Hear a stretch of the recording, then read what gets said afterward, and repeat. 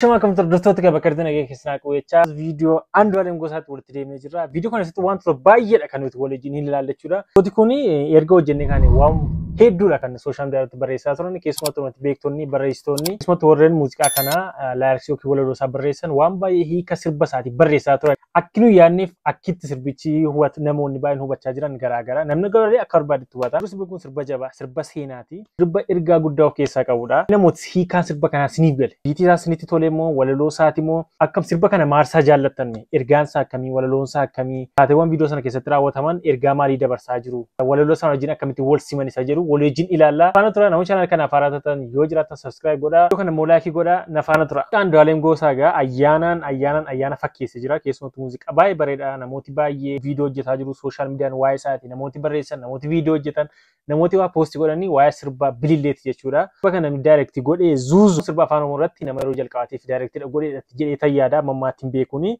zaman isheetu jedhamti. Mucaa baay'ee dandeettii cimaa qabdudha daayirektara cimtuudha jechuudha.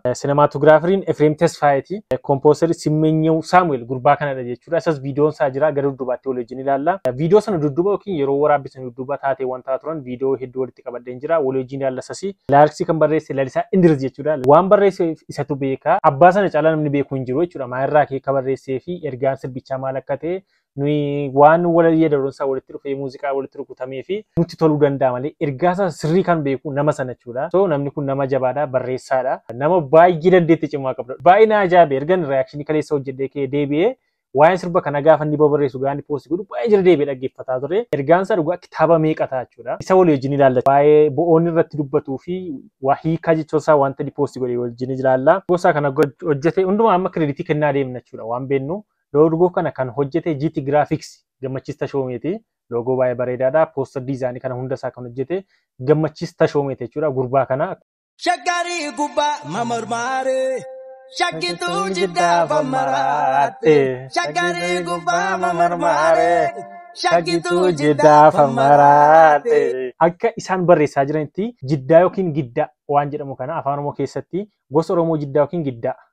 Kuraa galaan balbala Finfinnee shananiin yoo baatu amantii oromoon bakka hundatti hordofuun beekamu keessaa yoo barbaadde quubsummaa oromiyaa hundatti baate yoo iyyaafatte hin dhabduudha. Jiddaa fi giddaa jechuudha. Jidda qofa miti gosti oromoo hundi oromiyaa hunda keessa qubatee jira. Kun ooltoo bultoo fi akkaataa faca'insa oromooti. Konfedereeshinii jabaa oromoon jaarraa 16ffaa keessa hundeessee tokkummaan oromoo akka malee akka jabaatuu fi oromoon gosa maraa oromiyaa guutuu keessatti gosa isaa akka argatu taasiseeraadha. Dhimma jiddaa motora lama kanatu hiikamma kana qabaa jechuudha.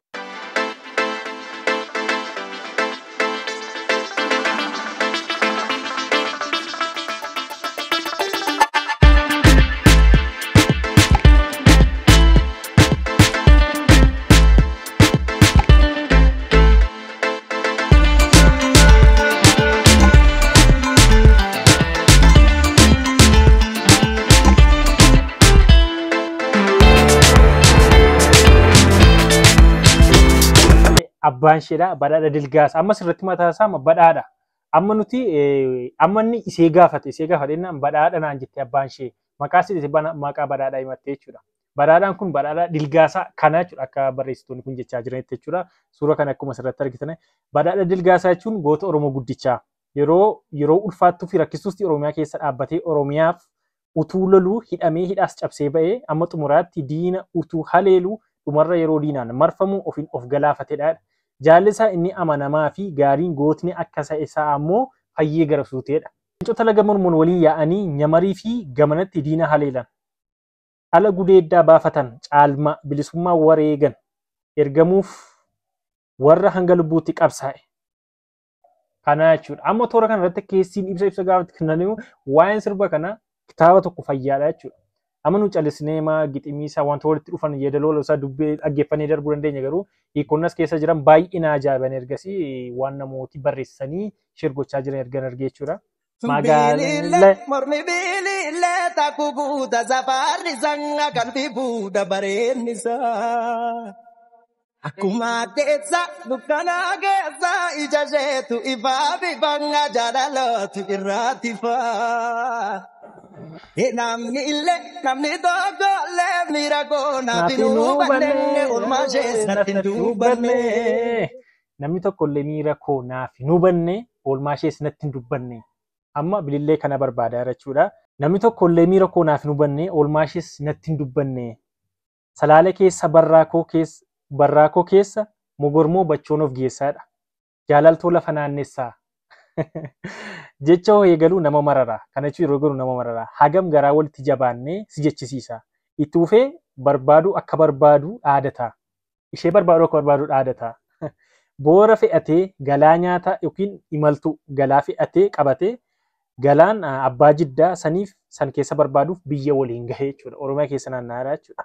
Salaalee keessa barakoo keessa mogormoo bachonoo keessa jaalaltuu lafa naannessaa.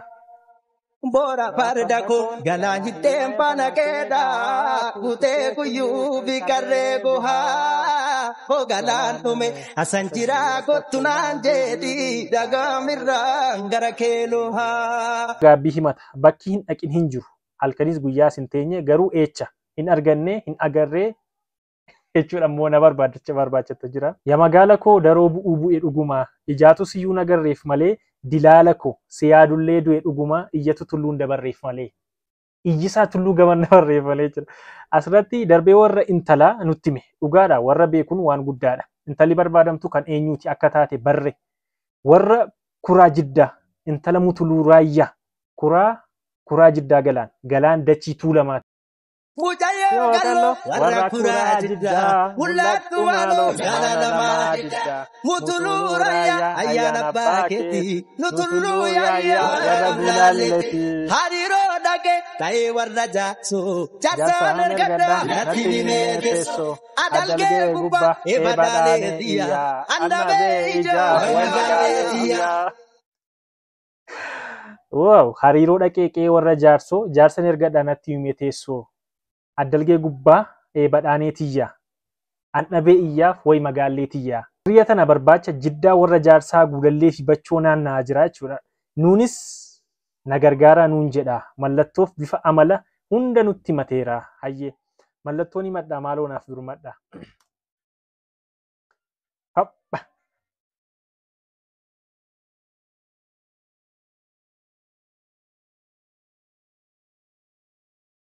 Mallattoni manoona firmaata gottaana gargaara barbaadu majee. Kashee mallattoon miidhagduudhaaf jalaala biftiishee tumaadha irgee. Barbaacha kana gargaaru walaloo kana keessatti ergaawwan ciccimaa fi mimmiidhagoon kuulamaniiru. Tuulamarra seeraan nu naannesseera ulfina guddaa fi tuulamaa nutti agarsiiseera jechuudha. Dhumarratti dhagaa akka barreessaan kun barreessitti mutulluu raayyaa gurra namaaf haaraa ta'urraa eenyu kan jedhu nama baay'eetiif gaaffii ta'uu waan maluuf waan jedha. Mutulluu jechuun nama walaabuu galeessa warra sirna abbaa ulfaa hangafaati. Warra saphapuun saaqamteef warra waaqaa waliin dubbatee walii galee hayyuuf ulfaadhaadha. Mutulluun kun kan raayyaati. Raayyaan kan kuraati. Kurri kan jiddaa galaan. Kurrichi ilmaan sadii qaba. Ammumaa dubbannaa fi raayyaa jedhamu. Sadeen kana keessaa raayyaan ayyaantuudha. Amantii fi ayyaanni warra jiddaa ulfaa warra mutuluu raayyaa kanaan qajeela. Gosti kun tuulamaa fi tuulamaan alas bakka hedduutti argamu. As naannoo tuulamaa kanatti ammoo shawaa bahaa kaabaatti baay'inaan argamu. Ulfaan warra mutuluu raayyaa kan cafeen odaa nabee fi murni ittiin geggeeffamu ammatti jiddaa hawaas naannoo gara cuqqaalaa kanatti argamaadha. Dhugaa waa'een sirba kanaa amma kana hiikaa oolu jechuun baay'ee waan ulfaatudha. Keessumattuu yaadi sirba kanaa fi hiccitiin sirba kana keessa jiruu fi ergaa dhokataan namni nuti arge baruu hin dandeenye sirba kana keessa jiru wantoota akkasiiti jechuudha. Oromiyaa hunda naannessee jiddaa kana keessa tuulama keessa seeraan naannessee seenaa jiruu fi gootota jiruu fi wantoota jiran hundumaa nutti agarsiisaa jechuudha. Bontuudha kortuudha akkuma badeetti jaraarra cabaatti figiira mudhiin. Wallaansi sangaaf juurran dabaartu argitan ni baartu burree shinshinnee. Kuttee farda kooti yaadaan kutee darbe ija keen barbaada shaggee. Ayyaanome tuumaan argee maaloo naaf waan jiruuf sumangaadha lubbuufin siyaada shaggee. Shaggee tiyaa maaloo shaggee. Akshinii gaddaa irratti Bililleen akka bareedduu Oromoo mucaa Jimmaa akkasiin taate garbaan akkasiin gurguramtee intala mootii Jarmaniitti akkasiin gurguramteedha kan dheengaddaa isaa turre. Asirratti immoo bililleen intala gooticha badhaadhaa Dilgaasaati. Inni immoo Fayyee Garasuu ta'uun xiinxaleedha. Goota kanneen akka badhaadhaa Dilgaasaa fi Fayyee Garasuun nu yaadachiise. Qarreen gochaa nu marmaarsisee bachoo gubbaan nu baasee lafa goototaan nu yaadachiise. Kan gooti godhaat ofiitti murteesse karraa banaadhiise ergaan baay'ataayyuu ulkaa torbaan achee hin jiru wayyuu sirgaachuu murtoodha of duuba millaattu garaa beetiin hambooti bayyuu ulkaa torbaan achee hin jiru wayyuu ejjetni faana kee titaa beeka kamiin oole abbadhu fitaa waa beeka gaafadhu dhibee jaalala ijji laalee nargu ansiif dhibamee darbu nyamariin gama yoo darbees gamasu natiif nan dhufaa gaarasu mucayyoo kannoo warra kuraa jecha mul'attu maaloo jaalala maadidha mutuluu raayyaa ayyaana baakeeti mutuluu raayyaa guuralleeti.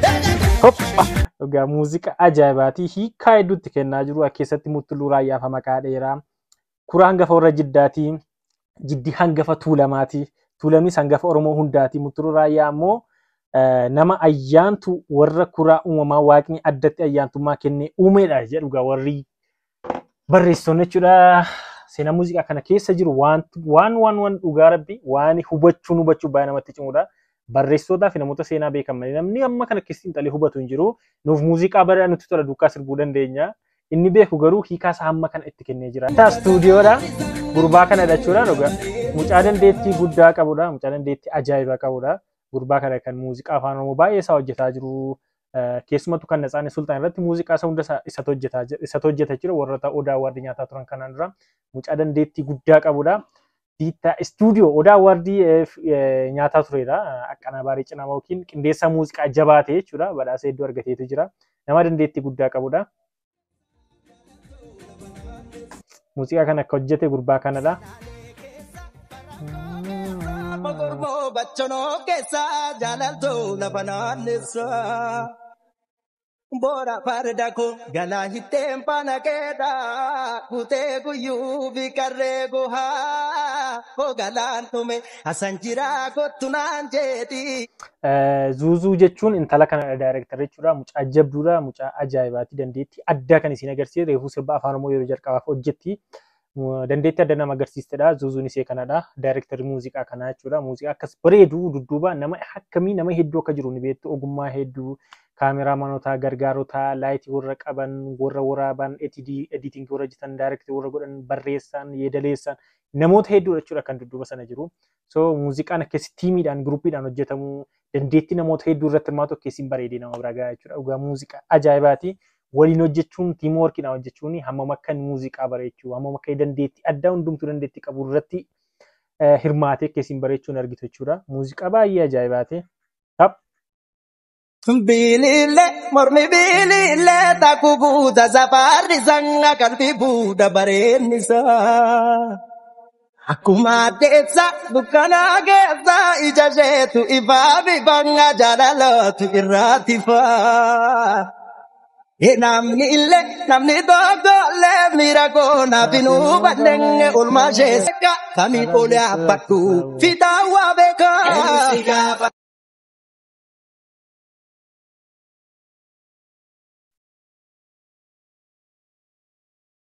Fra film.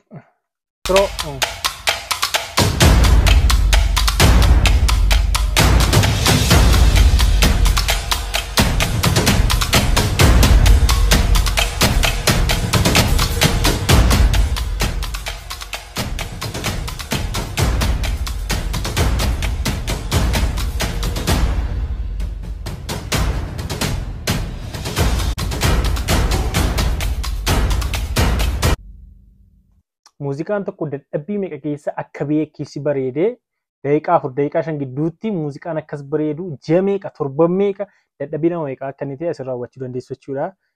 Yeroo baay'ee nuyi waan waraabame raawwatee dhufedha kan nuti ilaallu. Neebi salphaa nutti fakkaachuu danda'a. Garuu dadhabbii hedduu qaba keessumattuu hojiin piroodakshinii dadhabbii hedduu qaba namni haga danda'u humna danda'u beekumsa qabuun dandeettii danda'u hunda irratti hirmaateeti kan inni keessiin fidee faayinaal isaa dhuma irratti keessi bareechinu biraan ga'u jechuudha. So namoota irratti hirmaatan namooti kaameraa duuba jiran namoota kana jechuudha. Dhugaa isaanillee hedduu galateeffachuu barbaada. Shubbistoota achirra jiran illee baay'ee namoota dandeettii qabanidha. Galateeffachuu mana barbaada. Dhugaa namoota jabaadha isin jechuun barbaada walumaa gala.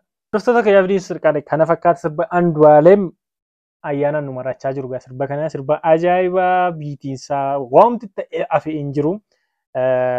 Dhugaa sirba muuziqaa baay'ee ajaa'ibaa iddoo Oromiyaa keessa iddoo hedduu deemamee hojjetamee baay'eetti dadhabame muuziqaa ajaa'ibaati. Namoota hedduutu irratti hirmaate.